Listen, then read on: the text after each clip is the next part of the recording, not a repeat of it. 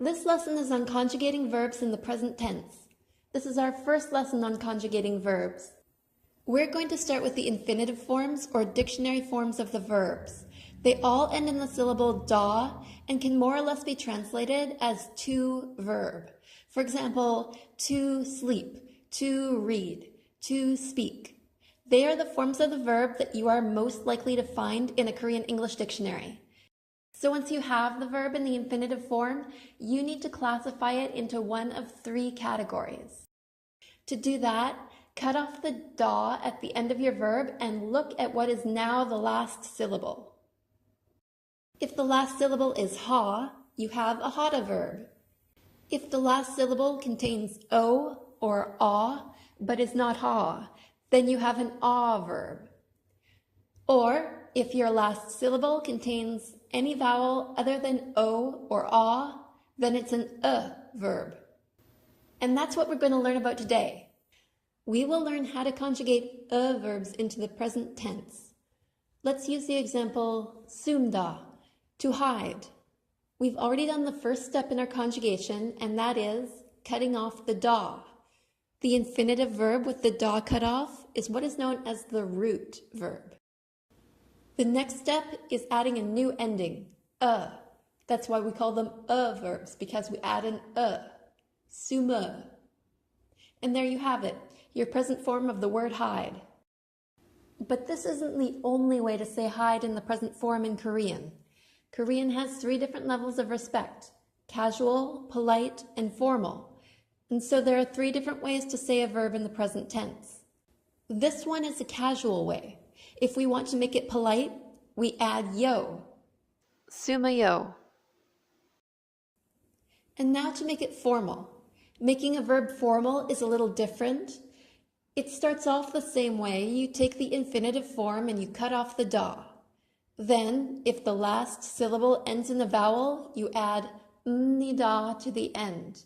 Or, if the last syllable ends in a consonant, you add sumnida.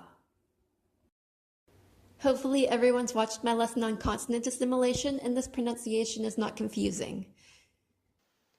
When we have a root verb that ends in a vowel, things get more interesting for the casual and polite conjugation too.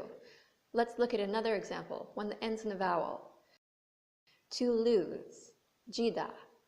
When we take off the da, our verb root ends in a vowel. Let's start with the formal conjugation this time. It ends in a vowel, so instead of adding sumnida, we add nida. Jimnida. Now let's do the casual conjugation. Take off the da and add ji. Now try to say it quickly. Jia, jia, jia, jia, jia, jia. It sounds like jia, right? And that's exactly what it is. When the root of your verb ends in e and the verb ending is the 2 vowels blend together and become y. So the casual present tense of lose is jia. Other vowels blend with the ending in different ways.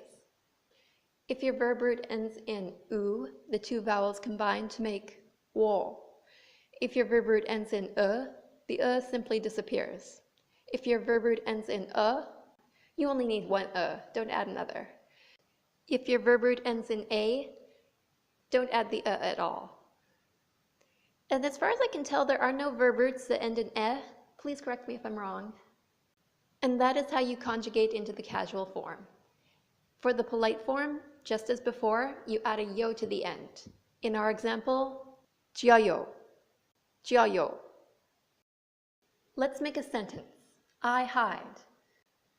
I in Korean is na for casual situations and cho for polite and formal situations. So to say I hide in the casual form, you say na sumu. But that's not it. We have another thing to learn in this lesson. Subject markers.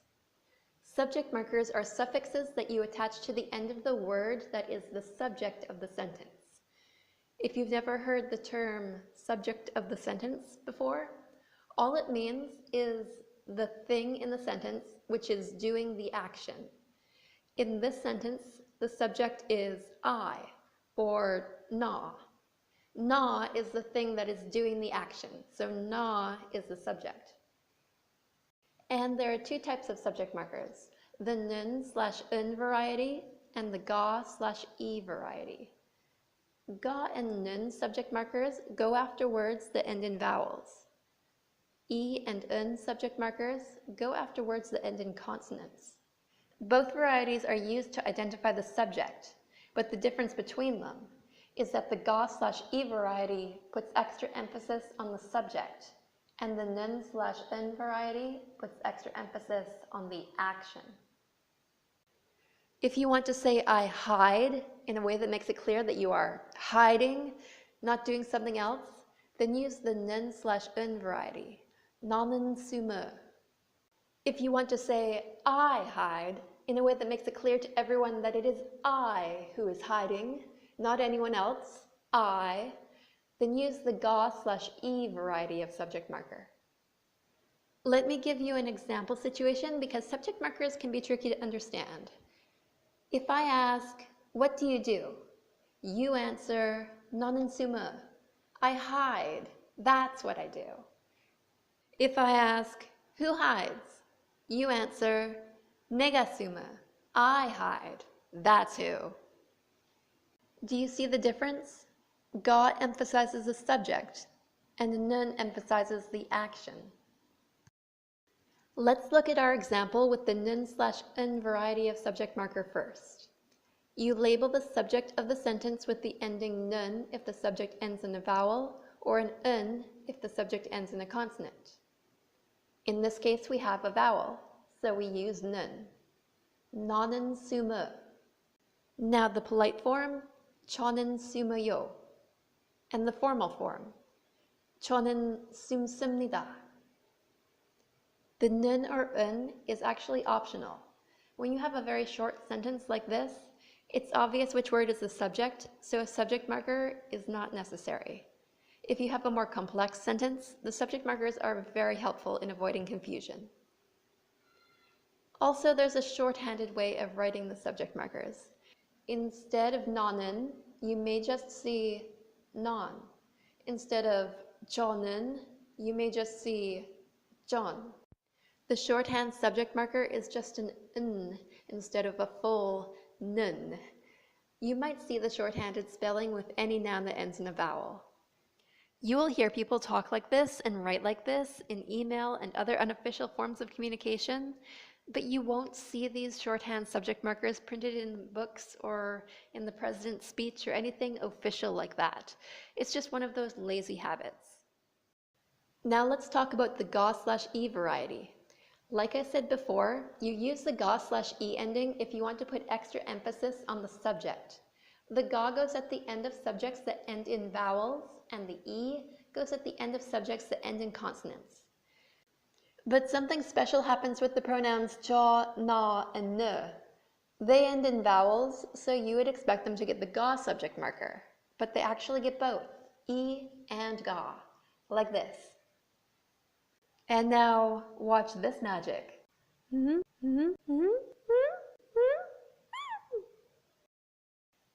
The e joins the a in ja and ne to make e, and the e joins the a in na to make e. So we have jega, nega, and nega.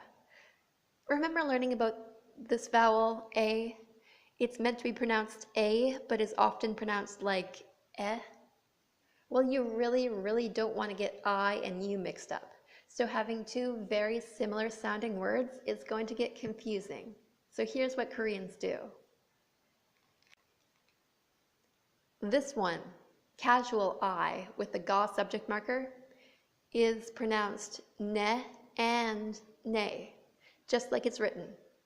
And this one, casual U with the ga subject marker, is pronounced ni. It's one of those words that is not pronounced the way it's written. It's ni.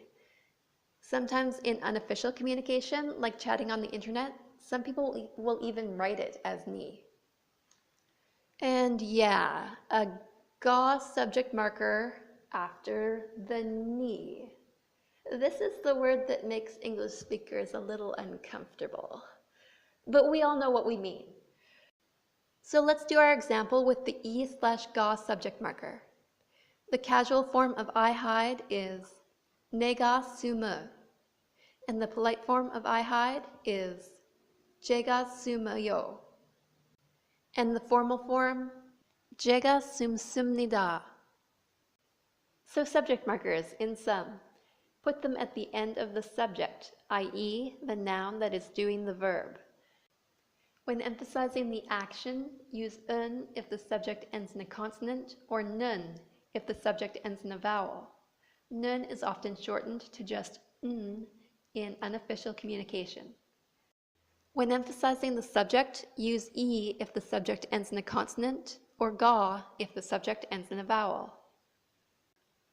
You must add both e and ga to the pronouns cho, na, and ne when emphasizing the subject to get 제가, 내가, and 니가. Subject markers are optional and can be omitted if the subject of the sentence is already obvious and you don't want to draw extra attention to either the action or the subject. Alright, so we learned I hide. And I guess next we have to learn you hide. And he hides or she hides, we hide, they hide. Well, actually, no. In Korean, we do not need to conjugate our verb when we switch from first person to second person to third person, from singular to plural. The verb stays exactly the same. It makes it easier than English in a sense. And way the heck easier than the French or Spanish that me and my friends had to study in school. Also, remember that Korean is a pronoun drop language. If you just say the verb all by itself, the implied pronoun is I.